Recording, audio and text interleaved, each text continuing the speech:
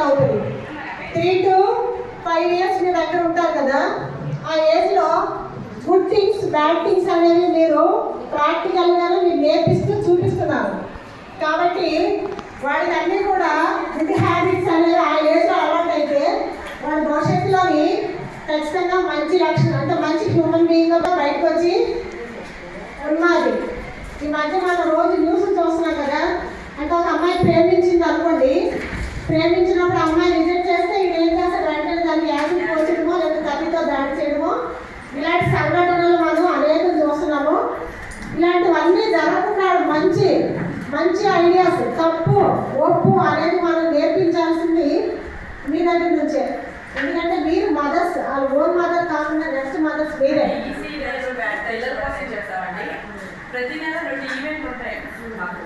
First బుధవారం, 3వ బుధవారం. ఆ ఈవెంట్లో ఇలాంటి విషయాలన్నీ పిల్లలకి గుడ్ టచ్ కాబట్టి గుడ్ టచ్ బ్యాడ్ టచ్, తర్వాత ఇది మంచి పని, ఇది చెడ్డ పని, ఇవన్నీ కూడా మనం ఏం చేయాలంటే ఖచ్చితంగా ప్రతి స్టూడెంట్కి మనం చెప్పాలి. ఇప్పుడు అంటే మీ దగ్గర ఉన్న పిల్లలు ఏంటంటే పక్క అమ్మాయి ఏదో జస్ట్ అది కొట్టినా ఇమ్మీడియట్గా రివెంజ్ తీర్చుకునే లక్షణాలు ఉంటాయి.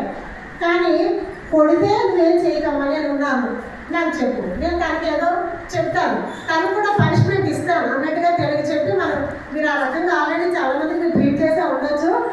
కానీ గుడ్ హ్యాబిట్స్ అనేవి మనం ఆ ఏజ్లో అలవాటు చేసి, అంటే మనం ఏంటంటే 0 to మన దగ్గరికి వచ్చిన తర్వాత అంటే ఒక వ్యక్తి ఒక పర్సనాలిటీ బాగుంటే తర్వాత అంతా కూడా అక్కడ 3 to 14 yearsలోని వాడిని మనం సరైన మార్గంలో పెట్టకపోతే వాళ్ళ అయితే ఎప్పుడు కూడా ఉండగానే అంటే ఈ మధ్య మనం చూస్తున్నాం కదా, అడ్డదిడ్డంగా తప్పుడు పనులు చేయడం, సొసైటీకి వాళ్ళ వల్ల ఎంతో నష్టం జరగడం, ఇలాంటి వాళ్ళందరినీ తయారు చేయడం అనేది అలాగే అవుతుందట. కానీ మ్యాక్సిమం మన దగ్గర ఉన్న పిల్లల్ని గుడ్ సొసైటీ మనం తయారు చేయాలి. కాబట్టి మీరందరూ కూడా 3 to మీ దగ్గర ఉన్న 5 years ఆ ఏజ్ గ్రూప్లోని ఫస్ట్ ఎలా